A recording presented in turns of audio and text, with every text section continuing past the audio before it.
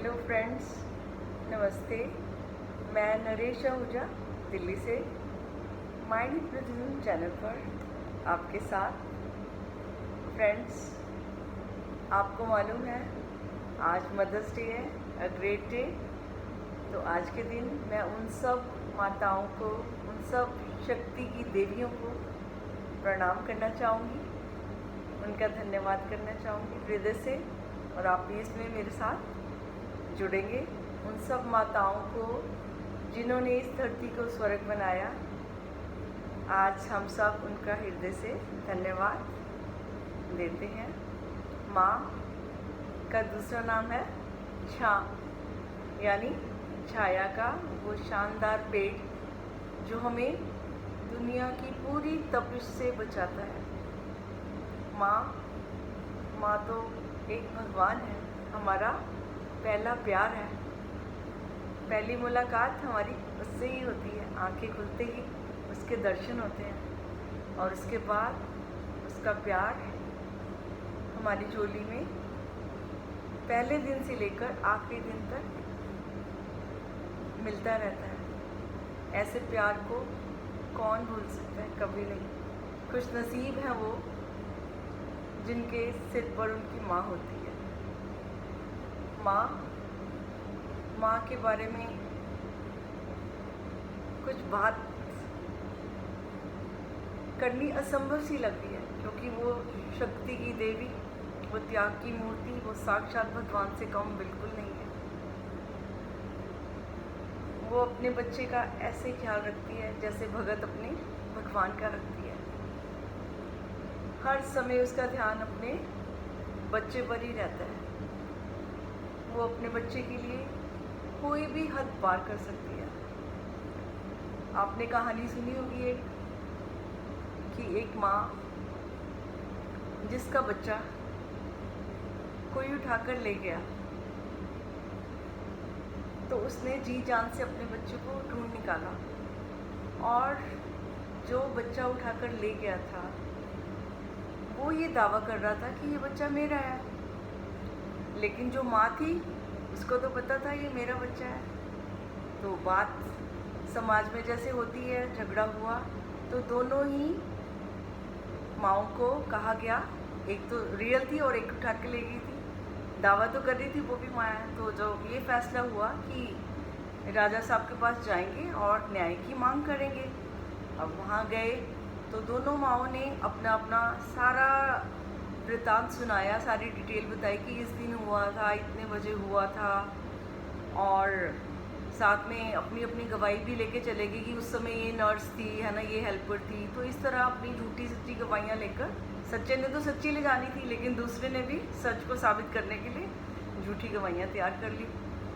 अब जब वो दोनों राजा के पास आई तो राजा ने उनकी समस्या सुनी कि दोनों माएँ जो हैं वो कह रही हैं ये बच्चा मेरा है, वो कहती है मेरा है। तो राजा काफ़ी कंफ्यूज हुए, है ना। तो फिर उनको एकदम से एक आइडिया आया, तो उन्होंने अपनी झट से तलवार निकाल ली और वो कहने लगे ठीक है, मैं इस बच्चे के 2 टुकड़े कर देता हूँ, एक आपको दे देता हूँ और एक आप दूसरे को दे देता हूँ। तो बच्चे की जो रियल माँ थी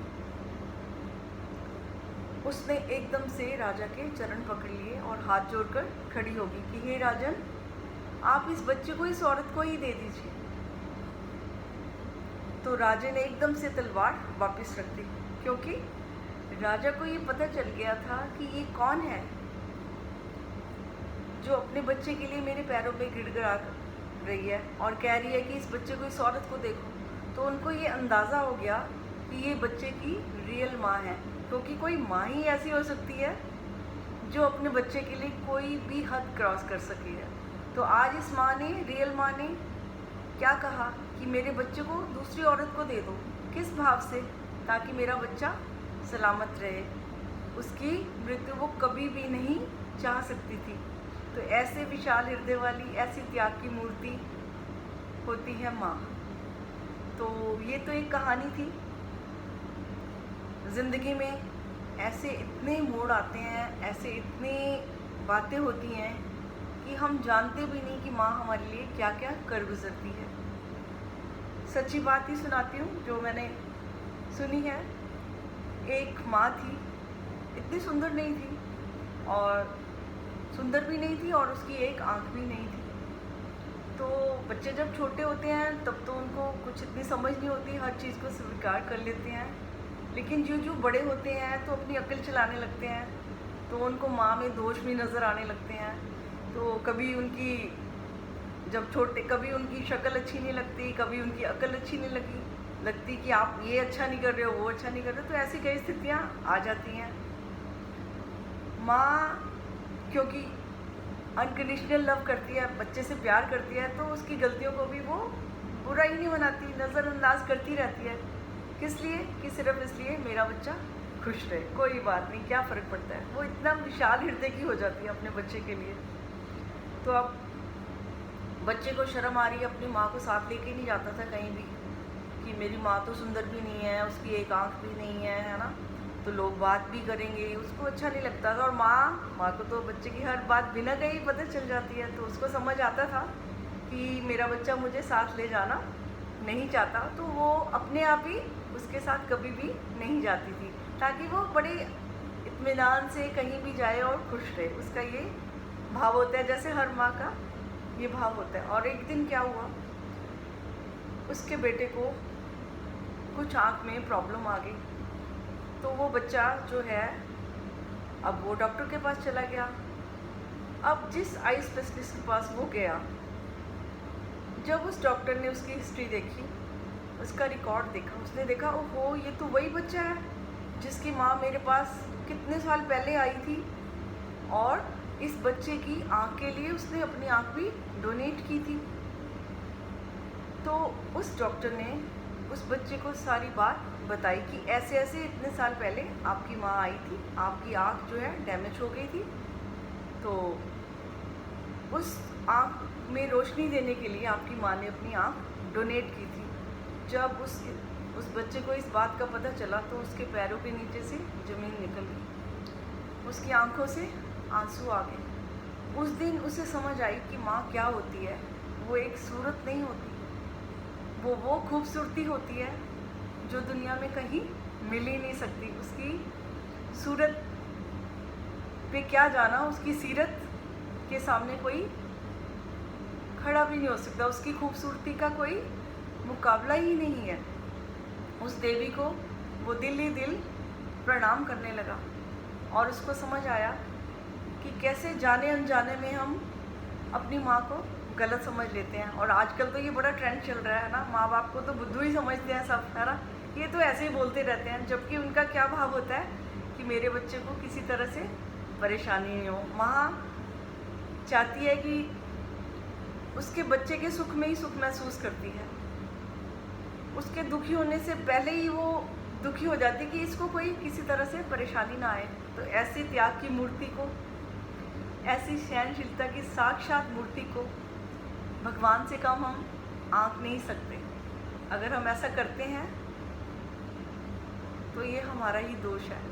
और जब माँ नहीं होती, जब ये छाया का पेड़ हमारे सिर पर नहीं होता, उस समय हमें पता चलता है कि सब तरफ धूप ही धूप है। क्योंकि माँ तो ऐसी शख्सियत होती है जो अपने पति से भी लड़के, समाज से भी लड़कर, सारी हदें पार करके भी अपने बच्चे की सुरक्षा करती है। उसका प्रेम योग बड़ा सरल होता है, सहज होता है। वो कहीं तपस्या करने नहीं जाती, वो बच्चे को पालने में, बच्चे के पालन पोषण को ही अपनी तपस्या समझती है। वो अपनी इच्छाओं को पीछे धकेलती हुई अपने बच्चे की इच्छाओं को पूरा करने के लिए कोई भी हद क्रॉस कर जाती है। वो साक्षात भगवान के रूप में बुलाने पर झट से प्रकट हो जाती है। वो सब भूल जाती है कि मेरे बच्चे ने मेरे साथ क्या किया, क्योंकि उसका कर्म, उसका धर्म सिर्फ अपने बच्चे का भला सोचना है। वो अपने बच्चे को कभी भी बद्दुआएं नहीं देती, वो हमेशा आशीर्वाद देती है, बच्चे लेना चाहें या ना लेना चाहें।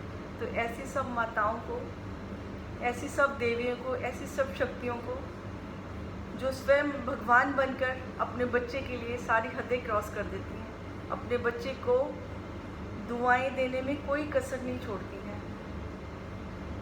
जब से बच्चे पैदा होते हैं और आखिरी सांस तक उनके लिए अच्छा अच्छा सोचकर उनको आशीर्वाद देते हुए इस दुनिया से विदा होती हैं। ऐसी सब माँओं को, ऐसी सब माताओं को, ऐसी सब देवियों को हम सब मिलकर आज धन्यवाद करें उन सब कार्यों के लिए जो उन्होंने हमारे पता नहीं कितने सालों से किए, और उन कार्यों के लिए भी जो हमें पता ही नहीं, उन्होंने हमें बताया ही नहीं कि उन्होंने हमारे लिए क्या क्या किया।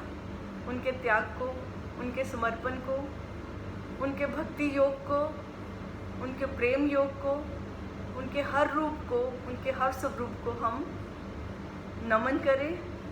और उनसे कोई गलती हुई है तो उनसे हम क्षमा भी मांगे। अगर वो हमारे पास है तो चरणों में झुककर प्रणाम करें, उनसे क्षमा मांगे। अगर नहीं है तो समय तो बीत गया है, फिर भी